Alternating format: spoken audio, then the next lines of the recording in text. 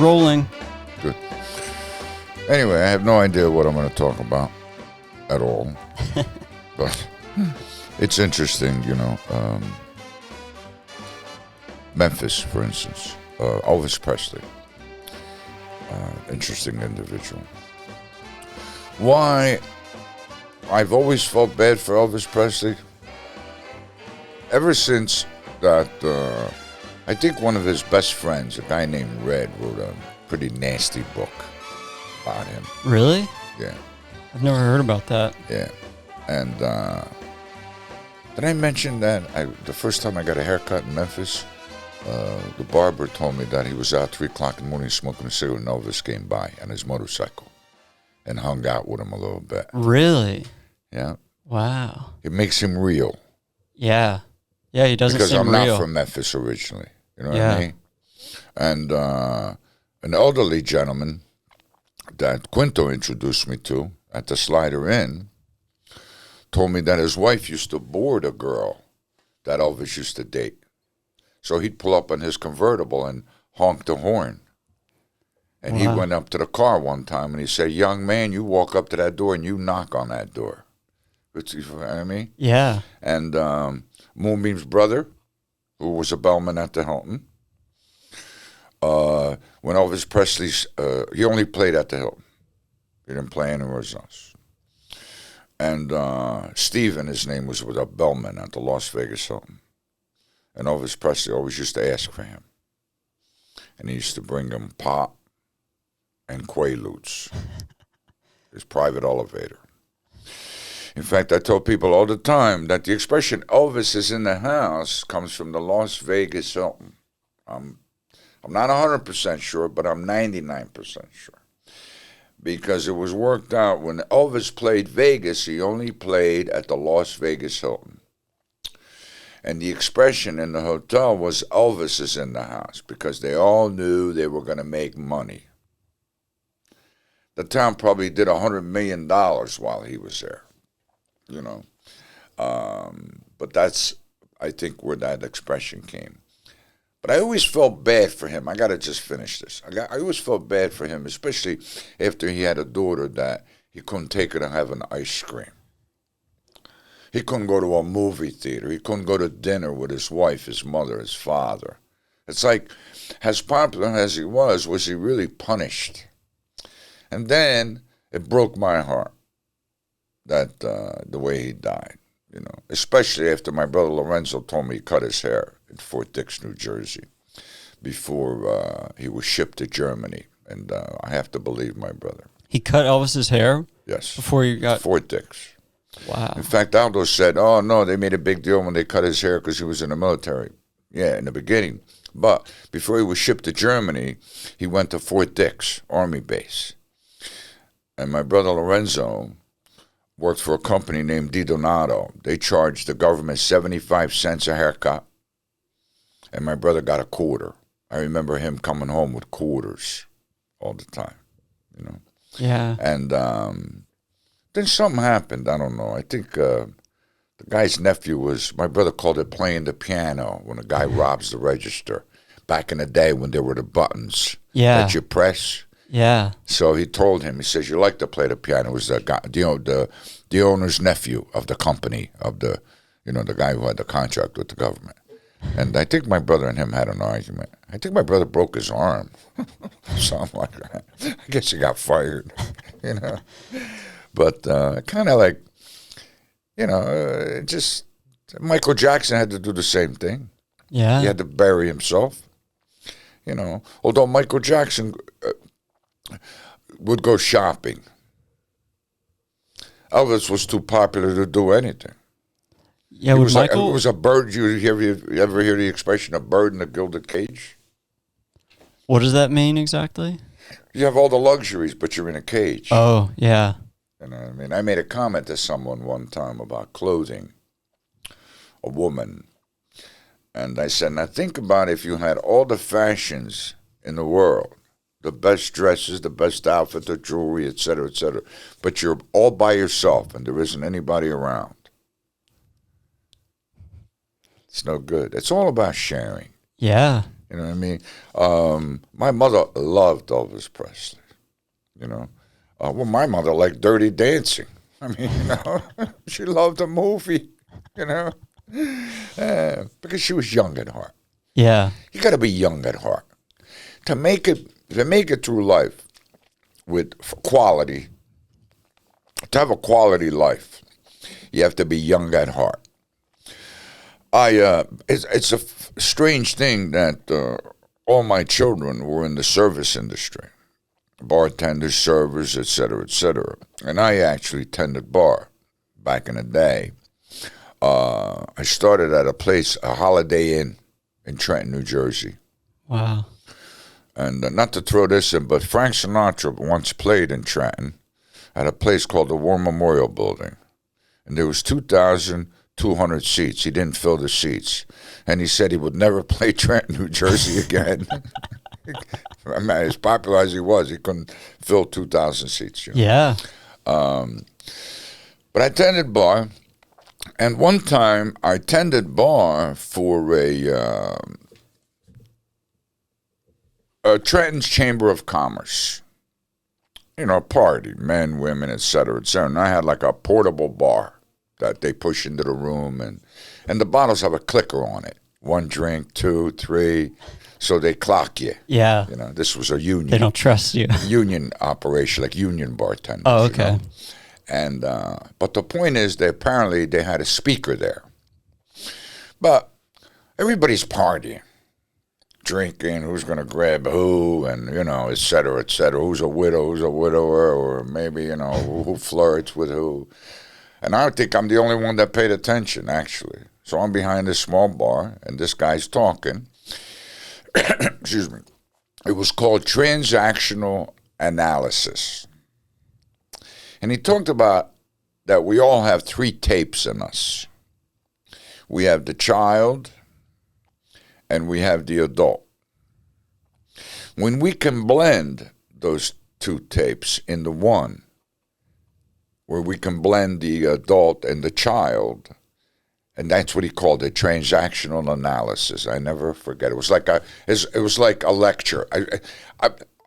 I might have paid for it. And what it was about, he was discussing how when you hire someone, it had to do with hiring and what to look for. You know, because, you know, people get older, they get grumpy. Yeah. Or they get to a point where they have regrets. I've mentioned the word curmudgeon, you know. Yeah. A lot of older people.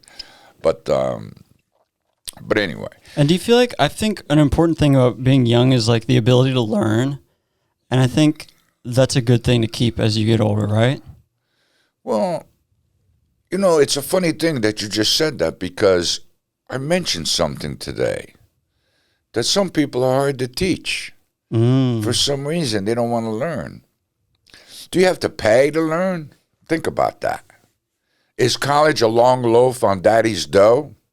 You can learn that in the library, even before computers. You don't have to go to college. You don't have to pay. NYU, when Aldo went, was one of the most expensive schools in the country. I think NYU is up to $50,000, $60,000 a year. Yeah, maybe more. Huh. I mean, there's a prep school in Lawrenceville, New Jersey. It's right outside of Princeton. Yeah. And that's the most expensive prep school. They got a golf course on campus. You know what I mean? They're going to teach these kids to play golf, hang out. And that's how you make money. Yeah. You don't make money working in a factory, getting back to blue collar. You know what I mean? Or being under a sink and doing plumbing. Yeah. Or fixing a wire and, you know, you could get electrocuted. How about on a roof, if you slip off a roof? You know what I mean? So these kids, their parents pay, you know, I don't know, it's got to be $70,000, $80,000 a year. And they're teaching them to be shrewd. Because I have this thing about we're all intelligent, but it's the shrewdies who run things. I always boil it down to, let's take a village. Yeah. And the young men go hunting. And the shrewdies are in the village. They're the ones grabbing the women. They're the ones like making the rules. But these young men are, and they're telling them, yeah, you should become brave and you should go hunt. And then when they bring back the food, they probably eat first, the shrewdies. Yeah. And then what's left over, the ones who got the game and the food eat last. So there's a lot of, there's a lot of strange things about, Yeah. how for sale. This is for sale. That is for sale. Save money here, save money there. How about if you earn money instead? The energy that it takes to save money, you can put towards earning money. It's a funny thing of getting back to, I've discussed it before, the bookmakers. I was in a Quicket. I have a friend calls them Quicket, your convenience stores, gas stations with convenience stores. 2 police officers come in, and I was, the distancing, typical, so I'm behind them. And there's 2 officers, and one of the officers is buying something, but he's also buying lottery tickets. So it's kind of interesting how the place is bookmaking. It pays the dream, but yet they put all the bookmakers in jail. You know what I mean? So it pays the dream. Somebody hit the lottery. Yeah. And it's interesting, law enforcement playing the lottery. Yeah. See, now I grew up where there were bookmakers. They were pretty well dressed. I knew one guy made a living off of 8 bettors his whole life. He had 8 bettors. So 8 people would give him money. Would bet with him. Okay. He would make a spread. In other words, like Philadelphia's playing Chicago. So he would say, they're playing in Philadelphia, so Philadelphia's going to give Chicago 7 points. 8 points. It's called a spread. The point is he made a living off of 8 players his whole life. Always drove a brand new caddy. Was always dressed, and all he did was golf. Rafie. God bless him. Yeah. Yeah. Because one time him and I we're going to breakfast. And I says, how you doing, Rafie? And he said, look at it this way. He said, how much booze can one man drink? How many houses can you live in? How many steaks can you eat? How many women can you be with? So, in other words, he was at a point in his life, he was a little older than. He's, I would say when I was in my 30s, he was already like 50, 55. I don't even know if he's still alive. Yeah. Rafie. But it's kind of interesting. So he kind of was saying that there was a point of diminishing returns on like wealth and accumulating things and luxuries. Well, what he meant was he was satisfied with his position in life. Yeah. In other words, he owned his own house. He most likely owned a car. Yeah. He had these betters, and he was satisfied with his life. In other words, Yeah. It says it's just like one man's ceiling is another man's floor. I like that. Meaning men or women. When I mention the word man, I mean men and women. God created man, meaning men and women. Don't ever think I'm chauvinistic because women are my favorite people. Yeah. My mother has 6 sisters. And I'm sure that, somewhere along the line, your mother was a woman. I fool around that with men all the time. Yeah. I said, your mother was a woman, right? Yeah. All right. Anyway, I was at a get-together last night for a magazine called Scout. Have you ever heard of it? Scout magazine? Yeah. No. Okay. Interesting. I had never heard of it until I met someone who was involved with that magazine. Her name is Faith. And I met the editor, too, but I can't recall her name. But I was mentioned to Faith. Faith, this is for you. Beautiful smile. I met her a while back. I was building a deck. I call it a bandstand for the Slider Inn downtown. Yeah, I call it a bandstand because that's where the band plays. It's not, to me, it's not a deck.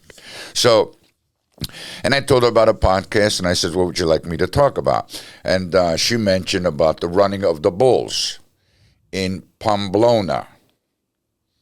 See? Because I said, give me a word. Oh, yeah. I said to her, give me a word, and I'll do a thing about it. So, coincidentally, Faith, my son Aldo has been there. And he's actually pestered my younger son to go. In fact, I think a couple years ago they were planning to go. But now that I'm thinking about it, I might as well give it a shot. Okay. Now we got that out of the way. We were able to do a little bit about Pamplona. And he told me a whole story about this guy who's, I don't know, 70-something. And he's been doing it for years. You know, I don't know what the kick is. I have no idea. To have a bull run you over, I don't know about that. I mean, you know, it's bad enough I got to get in the car and with traffic all day long. I can't imagine like running away from a bull. I might film it, you know, and then I'd be a nervous wreck because my sons are running away from bulls. But now that we're talking about bulls, I was at a bullfight, a real bullfight. Wait, what's a bullfight? A bullfight, a regular.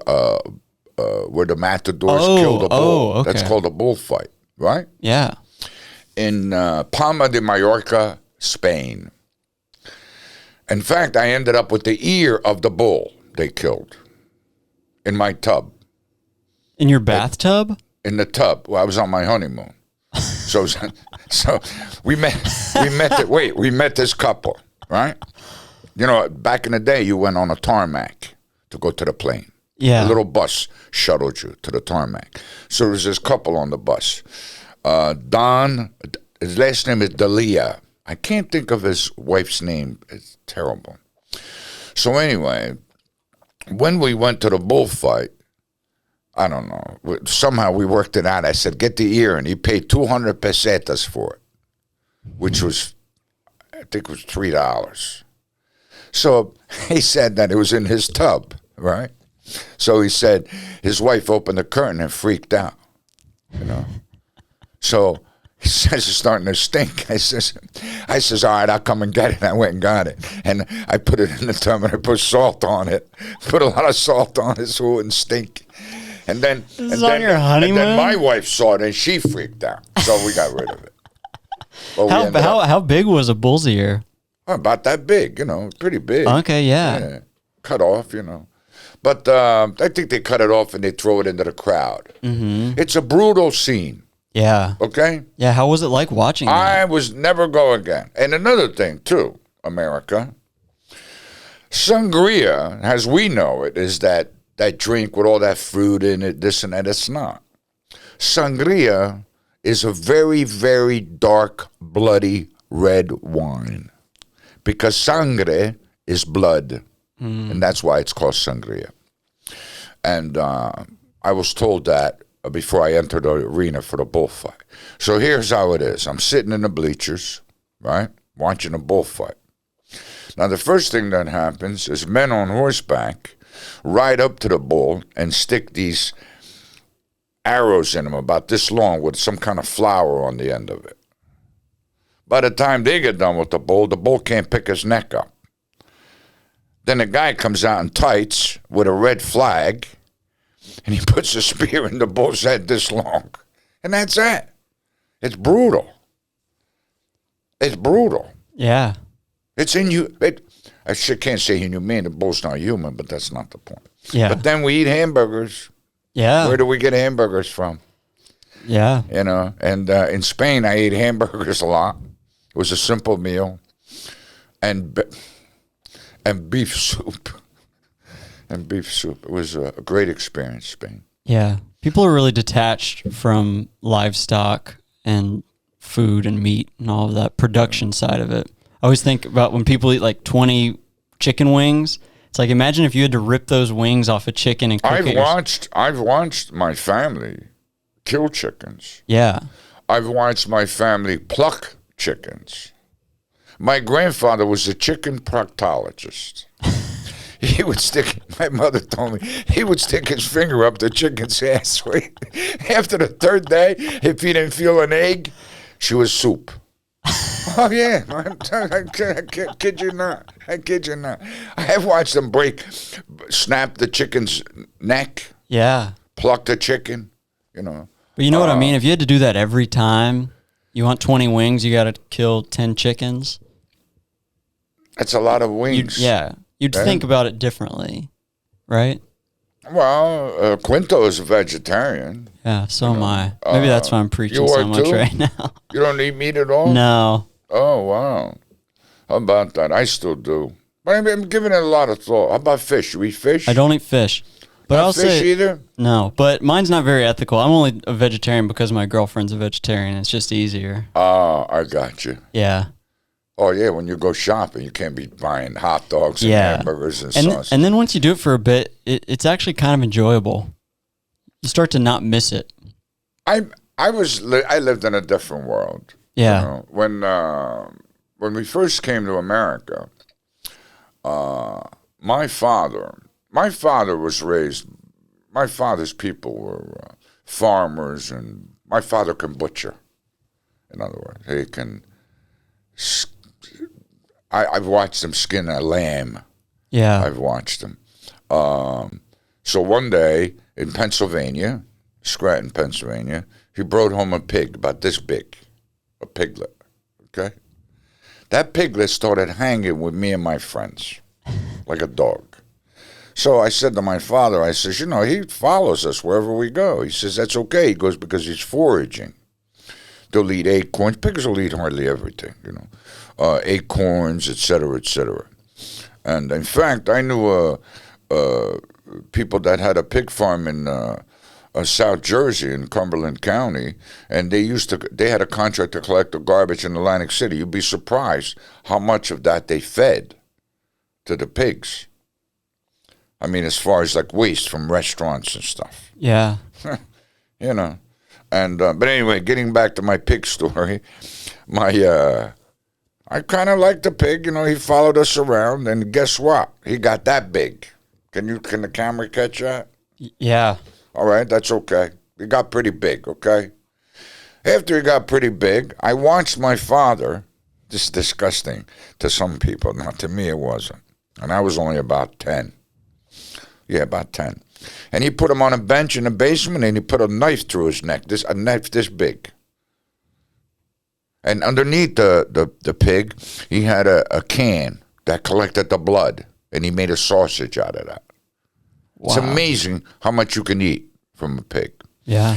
And then sausage, by the way, people who eat sausage, now they got that plastic stuff on it, But real sausage is made from the intestines of pigs, They're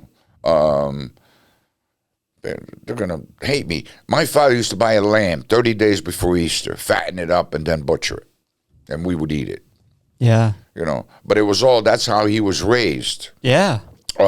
My cousins in Perugia, I was there for about 8 months before coming to America. My cousins rode oxen like they were horses. Wow. Because they used them to plow. Yeah. And my cousins, as young as they were, they would walk up a hill with a kerchief around their head and carry a large clay pot of water. Because they were up on a hill, it was like a flat plateau, and the wall was down there. So it's kind of interesting how, as if like I'm over 100 years old. I watched my mother and my father's sister wash clothes on a rock at a lake. Yeah. Like the men set up a slab, Yeah, it kind of feels like another world, Oh, there's no heat. Yeah. No electricity. Wow. No running water in the house. This was 1958. 1958.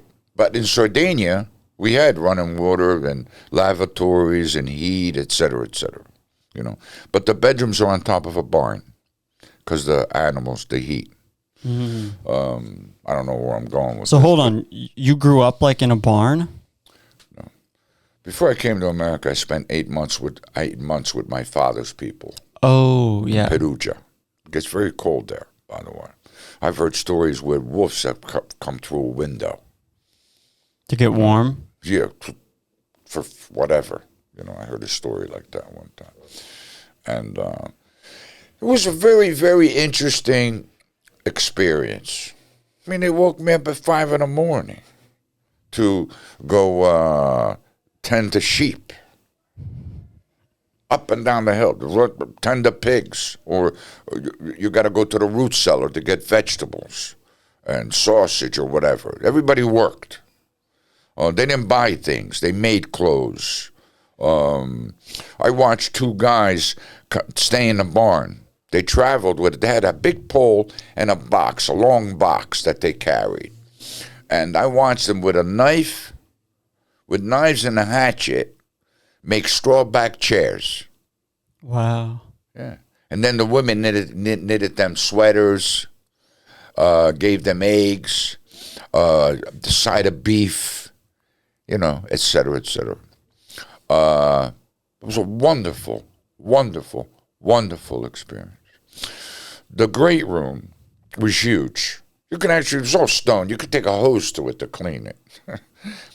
So I'm sitting there and there's a fireplace. Huge, huge fireplace. And there's these wooden crates with eggs in them. I don't know what's going on. I'm 8 at the time.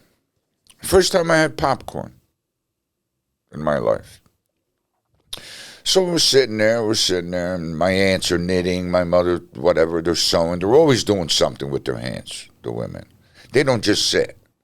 They were knitting something or sewing something, or everybody stays busy. No one has time to complain. Yeah. Nobody has time to moan. Like whining isn't allowed. Yeah. You know what I mean? They'll find something for you to do. But the point is, there's these boxes with all these eggs in it, and all of a sudden, I'm talking, they start pecking at the egg. You see the egg. The top of the egg starts to go. And it crackles. And within like 15, 20 minutes, these chicks come out. They're yellow and they're all sticky, as if they were in water. And for some reason, I don't know how they get real fluffy. Hundreds of them are running around the house. Okay? That's why it's all stone. I mean, I'm talking, they're all over. Jip, jip, jip, jip, jip, jip, all over. If I had that on film, monster. Yeah. What an experience to see that. Especially when you're 8 years old. Oh, it was wonderful. It was wonderful. The first time I got a penknife when I was 8 years old, we pulled, what do they call the onions you pull out of the ground? Chives? They're not chives. They're long. It's like a green. Is it chives? No. Yeah. A green onion? Yeah, but you pull I'm it embarrassed out of the ground, I don't know pull it. it out of the ground, put salt on it, eat it. Yeah. There's so many things that well, I guess maybe we have it too easy. It's each generation getting weaker and weaker and weaker. I hear people about stress, and I hate the word stress. My God, what a brutal word that is. Who came up with stress? That's a terrible, terrible word. But don't you think it, yeah. It kills more. I think it kills more. Don't quote me on all this shit, but anyway. I think it kills more people than cancer and car accident stress. Probably, yeah. Well, it's all about your heart. If you have a strong heart, you can basically survive almost anything. Yeah. Do you feel like I've heard that fruitful labor and good relationships are what really bring people fulfillment? And do you think in a farm environment like that, you're getting so much fruitful labor that you feel useful and you feel occupied, and so there's kind of a fulfillment there where maybe... There's a big fulfillment. I used to have, the guy, he passed away, God rest his soul, but he worked with me. He knew more than I did. I was the builder. Yeah. But he knew more than I did. And at the end of the day, he'd slap his hand together and do this. And say, Aldo, doesn't it feel good to put in a good day's work? Yeah. It's like a pleasure. Yeah. When people complain about their job or their work, try not having one. Yeah. When someone says a good day, try missing one. Yeah. So, life is about, first of all, life has to be about enjoyment. If you think about Look what it took for you and I to be sitting here with an Apple iPhone and cameras and computers, YouTube and Facebook and this technology, that technology. Look at that, the credit our ancestors should get. Yeah. That of what they had to go through for us to be sitting here and on the third floor in Memphis, Tennessee, talking stuff. That's true. You know, how safe it is. Okay, I mean, sometimes it is. Yeah.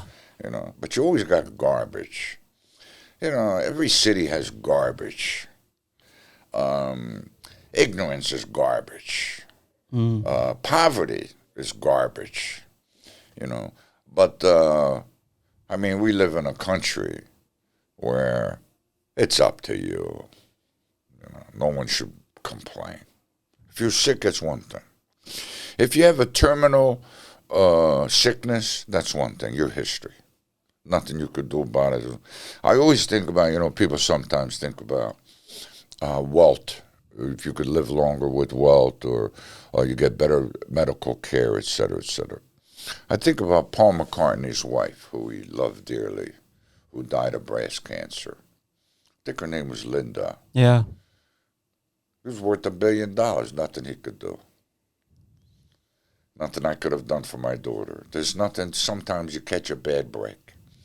I heard of someone got killed recently. It had nothing to do with anything. It was like bad luck. If people think there's no such thing as bad luck, they're wrong. I believe in luck. You know, luck is also the residue of hard work, which I believe, you know, but sometimes it's bad luck. I like to tell a story about someone I know, someone who dear to me, close to me, who was in Vietnam in one of the worst battles. In fact, someone wrote a book about it. They were supposed to put it on film. And Carl Dillio, his name is, wonderful person.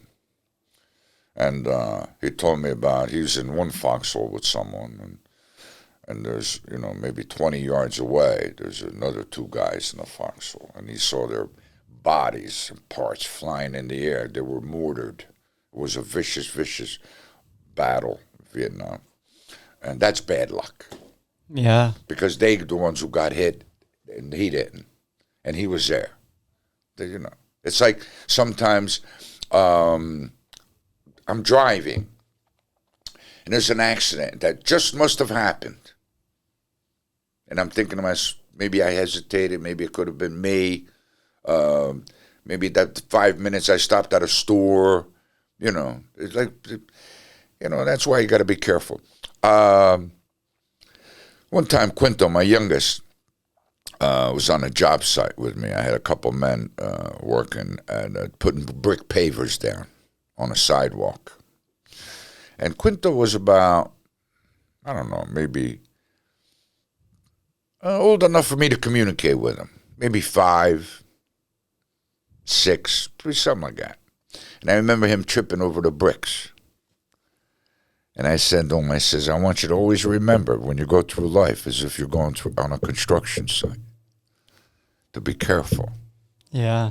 Because, you know, it happens where you do something stupid or, you know, people who have, what's that called? Road rage. I have no road rage at all. That is ludicrous. I mean, that is ludicrous. Somebody cuts in front of you. It happened to me in New Jersey. This guy kept cutting me off. And I'm with Quinto and his mother. Quinto was still in the baby seat. And the guy kept cutting me off. It was really weird. So I pulled into a rest stop. And he pulled behind me. Right? So I said to her, I said, I want you to stay put. I'm going to go over there. I'm going to knock him out, and then we'll leave. I figured if I knock him out, he can't drive. Yeah. Makes sense, right? It's a good strategy. It's a simple plan. I figured put the window down and knock him out. He won't be able to drive. I'll 5-10 minutes I could be on the turnpike, right? Yeah. So, lo and behold, he does roll the window down, but she's behind me. She gets out of the car. And I says, get back in the car. And the guy said to me, he goes, you cut me off. He goes, you cut me off. I says, wait a minute. I said, if I cut you off, I apologize. But I'll tell you what, I'm going to get in my car with my wife and baby, and I'm going to pull away. And if you follow me, I'm going to kill you. It's real simple. It's a simple plan, right? He didn't move.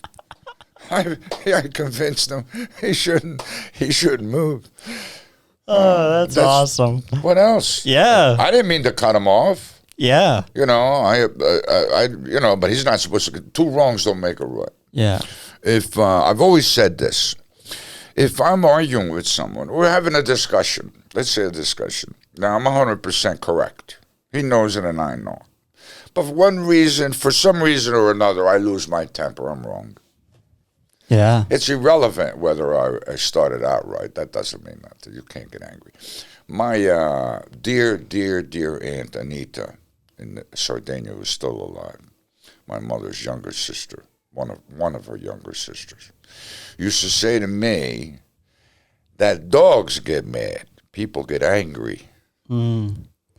Yeah, Thomas Jefferson said that it's one of the most important qualities that a person can have is to not be able to be perturbed and not be able to get angry when someone's jabbing at you.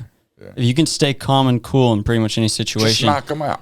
Yeah, you'll have an advantage over pretty much everybody if you can stay cool. Well, yeah, Quinto made a comment to me one time because I said I have said to him, when all about you have lost their heads and you maintain yours, you are surely in control. That's a fact. That is a fact, yeah. And he told me about an incident at his place where they were partying on a rooftop and all this madness happened. And Quinto strained it all out because he kept a cool head. Oh, yeah, I've been there. I grew up in an era where Scorsese, the reason Scorsese does the kind of movies he does is because he grew up in a violent neighborhood in New York. I don't think my neighborhood was that violent. But there's times, you look at somebody wrong at a dance, he's liable to pop shot you. There were pop shot artists. What's a pop shot? He would just lean back and bust you in the jaw and knock you out. Jesus. I had one kid, one of my neighbors that was known for that. In other words, he'd pop shot someone. It was pretty sad, without them knowing it. Just for the hell of it. Cheap shot. So I know what he means about that kind of, I've had situations where I've been at dances as a teenager, and I've had to amicably straighten things out. I was on a council. Martin Luther King's assassination changed my life. Now, here it was in Memphis, and I've actually been to the motel that he had, where he the Lorraine Motel. Him. But the reason it affected my life is because of the fact there was a lot of nonsense, racist stuff going on in my school. I went to Trenton Central High, and I was on the council. 8 white kids and 8 black kids at the time, Afro-Americans, and at the mayor's office. We're at a long conference table sitting down. 8 white kids on this side, 8 black kids on this side. And the mayor was interesting. I'll never forget. I was 18. And the mayor kept saying, well, what do you want me to do? I'm looking and I'm saying to myself, well, you're the mayor, I don't know what you want to do. But it wasn't like black against whites. It was more bent the system itself. Yeah. The system that maybe forgot them, or the system that didn't give them a shot. Because I kid around with Aldo and I say, I'm not white, I'm Italian. Whenever I fill out paperwork where it says, Hispanic, this or that, Caucasian. I put human. That is the most ludicrous thing I have ever seen on paperwork. And people don't realize it's a marketing thing. It's like I go somewheres and what was it? Something about giving them my name or something or zip code because or else you couldn't open the drawer. It was a Radio Shack. I'll never forget. Well, now they're shut down. Yeah. He says, I can't open the drawer unless you give me a zip code. I said, put in your own zip code. I'm paying cash. What do you want my zip code for? So you can market me, or they're trying to figure out? How about when they want to do surveys? The phone companies, Comcast, what do you think about this survey? Send me a check. I'll give you my opinion. Send me a check. Yeah. The people that are doing the survey are making a pay. Yeah. Right? Yeah. So why should you do it? Yeah. For free. Do you like McDonald's better than Burger King? Send me a check. I'll tell you. They'll give me a certificate for 200 cheeseburgers. I don't know. Yeah, I can't be bothered with that. They're constantly marketing. Yeah. Marketing. We're the best when it comes to advertising. The Americans? Yeah, all over the world. There was a place I used to go to when I was, Billy Joe says, when I wore a younger man's clothes in that song. Yeah, and Piano Man. Piano Man, yeah. And I'd never forget, it was Hopewell. But it was a borough, like an old type. It's actually drugstores used to have counters. And then make your soda, a cheeseburger, a bowl of soup. Drugstores were famous for that. And now they put drugstores in Walmarts or Kroger's. It's going back to the, it's almost the same. I used to work for a place called J.C. Murphy's, and there was a cafeteria, like a counter. I used to be the short order cook. Cathy C and Cathy T. I had two Cathys. So, but anyway, I don't know what I was getting at. Where was I? We were talking about... Oh, no, I got into advertisement. Oh, yeah, advertisement. My uncle, Antonio, God rest his soul, he used to call it propaganda. And this place I used to go to with my old boss to have lunch in this borough, like a small, town. Maybe there's, 12 houses clustered together, and then everything else is spread out. And I remember there was a sign. There was signs all over the place. And one of them said that advertisement was to get you to buy something you can't afford and don't need. That's what the sign said. That's good. Can't afford and don't need. Yeah. By the way, all my Jewish jokes were told to me by a Jewish friend. In fact, I introduced him to Quinto's mother, and I said, this is Larry the Jew. And she goes, that's not nice. But he liked it. Yeah. He belonged to the Napolitan Club, an Italian club. Those guys could hardly speak English. He used to play this one game called Scala, And he said to me one time, he said, why did God create Gentiles? And I said, why? He says, so somebody could pay retail. Right. That's right. Good. That's good. That is real good. And my friend Joe Feinberg said that when an Italian woman makes love, she says, Mamma Mia. When a French woman makes love, she says, Ooh la la. And when a Jewish woman makes love, she says, Hyman, the ceiling needs painting. That's pretty funny. But he made fun of everybody. He said, what are 12 Italians in a circle called? I says, I don't know. He says, a dope ring. I'm just saying. He was brutal. And I met him, I'm shooting pool. Yeah. On Collins Avenue. Oh. At a Playboy Hotel. In Miami? Yeah, in Miami. Yeah, I stayed at the Playboy Hotel for about 6-7 days. And that's where I met him. I was waiting for somebody to go to dinner. And there's a lot of things I never forgot he said, too. Like what? Well, he said, to each is given a book of rules and a bag of tools. And before life has fallen, one should either create a stumbling block or a stepping stool. That's pretty heavy. That's pretty heavy, yeah.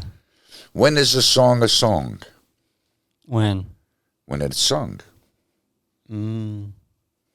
When is a bell a bell? When it is rung. He's the one who said to me, you can learn whatever you want to learn in the library. You could become an attorney. You could become a civil engineer. You could become a doctor. Of course, you'll have to have bodies to operate on, but as far as surgery goes, but medically, I mean, you know, doctors that are regular medical doctors are, what are they called? The regular MD. Yeah, MD. Yeah. You know, well, now there's practitioners, right? There are nurses who can write prescriptions. Now, Italy's had that a long time. Because when I was in Italy and studying in Italian and thinking in English, I started to get terrible headaches. So my Italian literature teacher recommended phosphorus shots. And a male nurse came to my house 9 weeks in a row and gave me a shot on the cheek. Did it help? Yeah, it cleared my head. And reading the comic books too helped. Wow. Well, she said, read Italian comic books. It'll be easy for you. Well, in other words, it got to the point where I had to read a page in Italian over and over and over and over till it finally sunk in. I went to a movie with my cousin, and it was a Jerry Lewis, Dean Martin movie. They terrible voices they gave Jerry Lewis. Didn't really talk when he was, you know, fooling around. And I came out of the theater and I said to my cousin, what language were they speaking? He said, they were speaking Italian. What do you think? I had to get a grasp on the Italian language. The Italian language, although there is no spelling because it only has 22 letters and everything is pronounced, there's no spelling bees in Italy. As complicated as a word might sound, they might ask you to repeat it, but they won't ask you to spell it. Mm. Because we don't understand how you get an F out of PH. Philadelphia's Philadelphia. Philadelphia. Yeah. So, you know, how do you get now with a K in front of it? You know, but then again, the letters are the G with an I in front of it, with an O or an A is J. Like my middle name is John, and it's pronounced exactly like John. It's not Gian. It's John because the I don't count. In other words, it's Ja. You know, it's like the name that Americans give their daughters, Gia. Well, it's Ja. You know, it doesn't sound right in Italy. Yeah. Because, you know, my oldest granddaughter, Luca, when I said to my sister, who recently passed away, I said, her name is Luca. And she said, that's a boy's name. There's an exception in Italy. Although men's name always end with an O or U, whatever. But for some reason, Luca happens to be a boy's name. And I said, yeah, but we're in America. You see? I suggested my friend Pondi, his first son is Dante. I suggested the name. But he didn't write it Dante, Dante Alighieri, who wrote the Divine Comedy. Yeah. He spelled it Donte for them to pronounce it Dante. Because if you wrote it with an A, they pronounce it Dante. Because people can't get my name right. It's Aldo. Aldo. Right. It's an A. You know. So, what else? Do you want to touch on the idea of almost? Yeah. Why not? Finish out the show with that. Yeah, that's not a bad idea. Yeah. Because I've had this happen to me more than once while driving. Someone came alongside of me and said I cut them off. Or someone came one time in the snow, I think. I slid or something, and someone like got out of the car and got in my face. And he says, you almost ran into me. You almost ran into me. Well, I almost hit the lottery. That don't count. Almost don't count. But the guy who sat in front of his TV, now I wonder what went through his mind when this $270 million jackpot, what's that called, Moneyball, or what's that? Yeah. How could they put that much money in somebody's hand? And he said, honey, they're my numbers. Now, what went through his mind? It's hard What to even went imagine. through his mind that he just won? He's in his living room, probably most likely a blue-collar worker. That's who buys lottery tickets. You know, attorneys and doctors and professionals, they don't buy lottery tickets. Blue-collar people buy lottery tickets. See, I said blue-collar cops, and I mentioned that police officer. Oh, was yeah. in a convenience store buying lottery. Lines up. Yeah. But, you know, honey, they're my numbers. I mean, really. And then I read this article in New Jersey one time where I remember the name because it was Cipollina, which means little onion in Italian. And the wife hits the millionaire lottery. A year to the day, her husband hit it. Wow. There's no justice. Luck goes where it wants to go. Yeah. You know what I mean? There's no like rhyme or reason as far as that goes. Yeah. Imagine he kept playing the lottery. I know someone that did a scratch off and won $150,000. Really? A year later, he scratched off $60,000, something like that. Wow. Didn't end up with a quarter. He died. Frank, poor Frank. He died. You know, a lot of people, you know, it's a funny thing that they do specials on people who have won mega money. The problems they have. The Rockefellers were trained. They could destroy the economy. They were trained with money. You have to be trained with money. You can't put $300 million in somebody's hands out of the blue. Just can't. They're going to destroy their lives. Because they almost always blow it statistically, right? But the point is that I'm against the lottery. Oh, really? Absolutely. In fact, the only good thing about casinos is that they employ people. They have the conscience that could fit through the eye of a needle. You know, a sewing needle, when you put a thread through it, that's the kind of conscience casino owners have. They got no conscience at all. They're actually out and out robbing people because you can't beat the house. It's impossible. Yeah. Impossible to beat the house. When casinos go under, it's because they robbed themselves. Somebody robbed them, you know. I said one time, something about, I don't know, I said something about renting a helicopter or something, or going for a ride in a helicopter. I was talking to a friend of mine in Vegas. He says, yeah, I'd like to rent one and fly over to casinos and piss on them. They're brutal. Yeah. In 1975, I was first time I ever went to Las Vegas. And Caesars was built in 64, 66. So Human Resources was in a trailer. So I went to the trailer. I wanted to apply for a job. And I walked in. There was a woman sitting at a desk, you know. And I said, I'm here to apply for a job. And she said, do you have any juice? I knew what she meant. What did she mean? Juice means you have any connections. Oh, see, I didn't know that. In them days, you didn't work for a casino unless you had connections. You know, and I, of course, you know, I'm 25 at the time, and I said, "What, orange juice?" I said, "Grape juice," and I walked out. I couldn't. I don't want to answer that. Yeah. I knew what you meant. Yeah. Sometimes, you know, I was in Westbury, Long Island. And I was taking my sister to to court for something.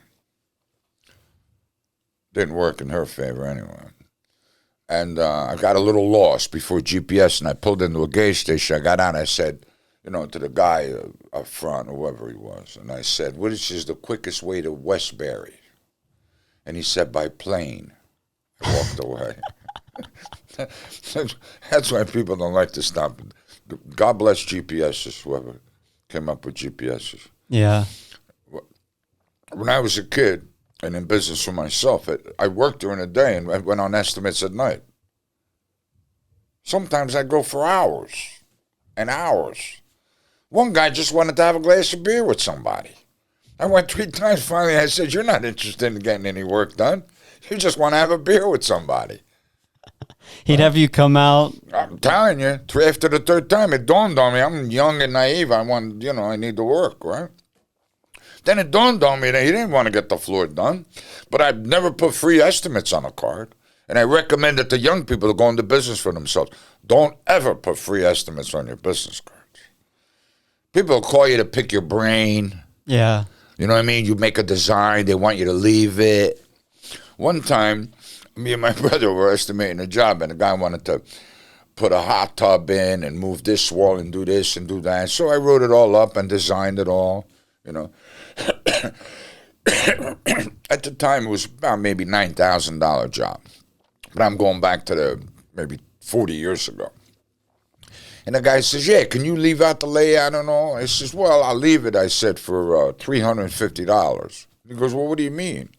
I said, well, I'll deduct it off the job. That's a good strat. Did he take you up on it? Yeah. He made a mistake. He mentioned his brother-in-law or his uncle, who was a little handy. I'm not stupid. I've been to kitchens where my brother Carlo was great at laying out the kitchen. You have to move the sink and this and that, put the refrigerator here. This door opens this way. This door should open this way. He's great at that. And we do a design. And the guy one time says, oh, you can leave it with me. And I said, no, it's okay. My brother goes, no, it's okay. I said, no, it's okay. No way. No. Because your knowledge is your stock and trade. Yeah. So you can't give it away. Yeah. That just doesn't work that way. You can't. Don't get me wrong. I've been like in Home Depot and someone was buying something and he was telling me about what he was doing. We started a conversation. And I sent him, he gave me his fax number and I sent him a sheet with a drawing, but that was my choice. Yeah. To do that. I've given advice to people. I've been in, I've climbed up on a shelf to get a cabinet for a couple one time. They couldn't get anybody to help. They brag about how comfortable. They don't know nothing. People that work at Home Depot don't know nothing. They brag about I help in all the departments. That's not true. Very, very few employees at Home Depot know what they're talking about. Okay? Years ago, when they first got off the ground, they did. They would hire guys who were retired plumbers, retired carpenters, door people, window people, and they would pay them a decent wage. Now, they don't do that. They do not hire anyone where it costs them any type of money. Their salaries are $10, $12. If somebody makes $14 an hour at Home Depot, it's a lot. But at one time, they would hire people for $24. Each department should have an expert. Yeah. Electrical, plumbing, heating, and doors and windows are very important. I've had to, they put a sign up pro at Home Depot. They got a pro area. Well, I've actually gone to Home Depot and said, maybe you should remove that sign. I really mean that. Yeah, I know. Because you don't know what you're talking about. Yeah. But that's not nice. Because people think you know what you're talking about. Or you're making them think you know what you're talking about. And that's not nice. Mm-hmm. See? That's not nice. But anyway, we'll end that with it's not nice. Be nice to everybody in your life. No road rage. No road rage. Okay? I read an article one time. There was on the Ventura Freeway, there was a little road rage. A guy pulls out a gun and shoots a guy in the foot. You don't want to go home with a bullet in your foot. You know what I mean? be courteous. I find that if I ever have to cut in front of someone, if I wave, it seems like they let me cut in front of them. If you have to, a lot of times, if I'm on a road and the truck's trying to make a turn, back up for the guy. You know, give the guy a shot to turn that truck. And like I said, and you meet a lot of nice people at red lights.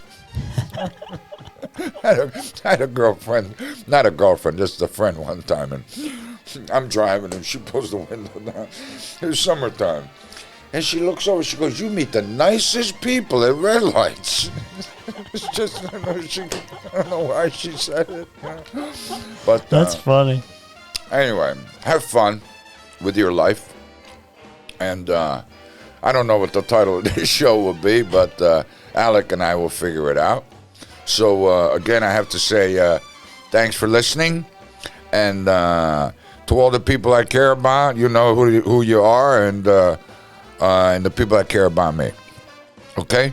So, arrivederci, and see you next time.